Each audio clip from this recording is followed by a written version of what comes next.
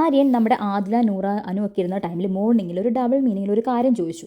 എന്താണ് ആര്യൻ ഇവിടെ പറഞ്ഞതെന്നുള്ളത് എനിക്കിവിടെ പറയാൻ താല്പര്യമില്ല. ബിക്കോസ് അത് ഡബിൾ മീനിങ് ആണെങ്കിൽ ഞാനും കൂടെ വെറുതെ എടുത്തൊരു എക്സ്ട്രാ ആയിട്ടൊരു ഇത് കൊടുക്കാൻ എനിക്ക് താല്പര്യമില്ല. അതുകൊണ്ട് ഞാൻ പറയുന്നില്ല. എന്തായാലും കേട്ടപ്പം എനിക്കും അങ്ങനെ തന്നെ തോന്നി. ശരിക്കും ആര്യൻ ഇത് ഡബിൾ മീനിങ് ആ പറഞ്ഞെങ്കിലുണ്ടല്ലോ ഭയങ്കര മോശമാണ്. എന്തിനാണ് ആര്യൻ ഇങ്ങനത്തെ, ഒരുപാട് ആൾക്കാർ പറയുന്നത് കേട്ടിട്ടുണ്ട് ആര്യൻ്റെ ഭയങ്കര ഡബിൾ മീനിങ് ആണെന്ന്. ആര്യൻ്റെ വോയിസ് ചാറ്റും കുറേ സംഭവങ്ങളൊക്കെ പുറത്തിറങ്ങിയിട്ടുണ്ട്. അതിൻ്റെ ഇടയ്ക്കാണ് ആര്യൻ ഇമാതിരി പ്രവർത്തികളൊക്കെ ഇപ്പം ഇതിനകത്ത് ബിഗ് ബോസ് ഹൗസിൽ കാണിച്ചുകൊണ്ടിരിക്കുന്നത്. അത് ശരിക്കും മോശമാണ് ആര്യൻ്റെ ഭാഗത്തുനിന്ന്. പക്ഷേ നമ്മുടെ ആതിര തിരിച്ചും മറിച്ച് ചോദിച്ചിട്ട് ആരും സമ്മതിച്ചൊന്നും കൊടുക്കുന്നില്ല. അതിൽ പറയുന്നുണ്ട് നിൻ്റെ കണ്ണ് ചുമന്ന് കിടപ്പുണ്ടായിരുന്നു, നീ ഇച്ചിരി ഒരു നോർമൽ അല്ലാത്ത രീതിയിൽ വന്നിരുന്ന് ചോദിച്ചത് ശരിയായില്ല എന്നുള്ള രീതിയിൽ. അപ്പോൾ ആര്യൻ പറയുന്നുണ്ട് ഞാൻ അങ്ങനെ പറഞ്ഞിട്ടില്ല. അപ്പം അതിൽ ചോദിക്കുന്നുടാ ഞങ്ങൾ ഒന്നും പറയില്ല, നീ പറ എന്നുള്ള രീതിയിൽ. അപ്പോൾ ഒരു ക്യാമറയൊക്കെ ഇവിടെ ഇരിക്കുമ്പോൾ ഞാൻ നിങ്ങളുടെ അടുത്ത് പറയുമോ അത് എന്നുള്ള രീതിയിൽ. അപ്പം ആര്യൻ പറഞ്ഞിട്ടുണ്ടാവണം, ആര്യൻ അതായിരിക്കും ഉദ്ദേശിച്ചത്. എന്തായാലും അതിനെക്കുറിച്ച് സംസാരിച്ചു. അതേപോലെ തന്നെ ആര്യൻ വന്ന് കൺവിൻസ് ചെയ്യാണ് ഞാൻ ഒരു തെറ്റും ചെയ്തിട്ടില്ല ഇത്രയും നാൾ.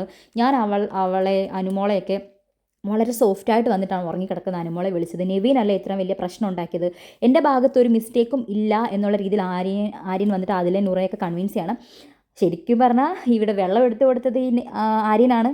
അതേപോലെ തന്നെ വെള്ളം കോരി അവിടെ ബെഡിൽ ഒഴിച്ച സമയത്ത് ഏറ്റവും കൂടുതൽ നെവിനെ എൻകറേജ് ചെയ്തതും കൈയടിച്ചതും പുറത്ത് ഇത് ഭയങ്കര മാസ്സാകും എന്നൊക്കെ പറഞ്ഞത് നമ്മുടെ ഈ ആര്യൻ തന്നെയാണ്. അതിനുശേഷം അല്ലാതെ കുറച്ച് ടോക്സൊക്കെ നടക്കുന്നുണ്ട്.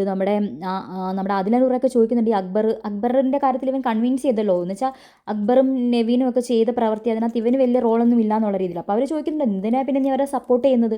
അപ്പം ഇവൻ തിരിച്ചു ചോദിക്കും നിങ്ങൾ അനുമോളെ സപ്പോർട്ട് ചെയ്യുന്നല്ലോ എന്ന്. അനുമോൾ ഇവിടെ ഈ കുറച്ച് ദിവസങ്ങളായിട്ട് സപ്പോർട്ട് കൂടുതൽ മോശമായിട്ടുള്ള പ്രവർത്തികളൊന്നും ചെയ്യുന്നൊന്നും കാണുന്നില്ല. നെവിൻ ചെയ്യുന്നത് പോലത്തെ ഉള്ള പ്രവർത്തികളൊന്നും അനുമോൾ ഇവിടെ ചെയ്യുന്നില്ല. പക്ഷേ നെവിൻ ഇത്രയും മോശപ്പെട്ട പ്രവൃത്തി ചെയ്തിട്ടും സപ്പോർട്ട് ചെയ്ത ഒരാളാണ് ആര്യൻ. എന്നിട്ടിപ്പം നോമിനേഷനിലോട്ട് അടുക്കുന്ന സമയത്ത് നൈസായിട്ട് ഇവിടെ വന്നിരുന്ന് എല്ലാവരുടെയും മുൻപിൽ ഞാനൊന്നും അറിഞ്ഞില്ലേ എന്നുള്ള രീതിക്ക് ഇവരെ കൺവിൻസ് ചെയ്യാൻ നോക്കിക്കൊണ്ടിരിക്കുകയാണ്. എന്നിട്ട് ഇങ്ങനെ അവർ തമ്മിൽ കുറേ കാര്യങ്ങൾ സംസാരിച്ച് എന്നിട്ട് നൂറ് പറഞ്ഞ നീ ഇറങ്ങിപ്പോ, നീ അവിടെ പോയിട്ട് വല്ല ഭക്ഷണം ഉണ്ടാക്കി കൊടുക്കുക എല്ലാവർക്കും, അനീഷേട്ടൻ എന്നൊക്കെ പറഞ്ഞ് നൂറെ ഇറക്കി വിടുന്നുണ്ട്.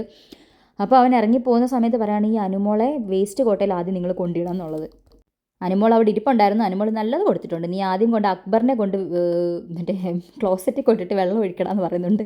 അല്ല നീ ആദ്യം ക്ലോസറ്റിൽ പോയി ചാടിയിട്ട് വെള്ളം ഒഴിക്കടാന്നൊക്കെ അനുമോൾ പറയുന്നുണ്ട്. അതേപോലെ തന്നെ അവർ മൂന്നുപേരും കൂടെ നല്ല രീതിക്ക് പറഞ്ഞ് ആര്യനെ അവിടെ നിന്ന് ഓടിക്കുന്നുണ്ട്. എന്നിട്ട് അവർ തമ്മിലൊരു ഡിസ്കഷൻ നടക്കുകയാണ്. നെവിൻ ഇതേപോലെ അനുമോളെക്കുറിച്ച് വളരെ മോശമായിട്ടൊരു വൃത്തികെട്ട സ്ത്രീയാണ് എന്നുള്ള രീതിയിലൊക്കെ പറഞ്ഞു നടക്കുന്നു. ഇതൊക്കെ ആ സാബുമാൻ്റെ തലയിലോട്ടും അടിച്ച് ഏൽപ്പിക്കുകയാണ്. പണ്ടൊക്കെ നീ ഇവിടുന്ന് ബിഗ് ബോസ് ഹൗസിൽ നിന്ന് മറ്റേ ജയിൽ നോമിനേഷനിലൊക്കെ പോയ സമയത്ത് നീ ഇന്ന തെറ്റുകൾ കൊണ്ടൊക്കെയാണ് നീ പോയതെന്നുള്ള രീതിയിൽ ഇതൊക്കെ സാബുമാൻ്റെ തലയിൽ അടിച്ചേൽപ്പിക്കുകയാണെന്നൊക്കെ പറയുന്നുണ്ട്. അവരിനി എന്ത് വേണമെങ്കിൽ പറഞ്ഞോട്ടെ, നമ്മളാരും അതൊന്നും മൈൻഡ് ചെയ്യാൻ പോകണ്ട എന്നുള്ള രീതിയിൽ അതിലെ നൂറേയും കൂടെ അനുമോളുടെ അടുത്ത് പറയുക. അതേപോലെ തന്നെ അവർ പറയുന്നുണ്ട് ഞങ്ങൾ നിങ്ങളുടെയും നിൻ്റെയും ഷാനവാസിക്കയുടെയും ഫെയിം കണ്ടിട്ടാണ് ഞങ്ങൾ നിങ്ങളുടെ കൂടെ കൂട്ടുകൂടിയെന്നും അവർ പറയുന്നു. അതൊന്നും ഇനി മൈൻഡ് ചെയ്യേണ്ട. ഇനി ഇതൊക്കെ കഴിയുമ്പോൾ നാളെ ചിലപ്പോൾ നെവീനും ആര്യനും കൂടെ പൊന്നേ ചക്കരയെന്നൊക്കെ വിളിച്ചിട്ട് വരും. ഇതിനൊക്കെ പോയി നിന്ന് തുള്ളാൻ നിൽക്കല്ലേ ബേബി എന്ന് നമ്മുടെ നൂറ ആദിലോടും പറഞ്ഞ് മനസ്സിലാക്കി കൊടുക്കുന്നുണ്ട്.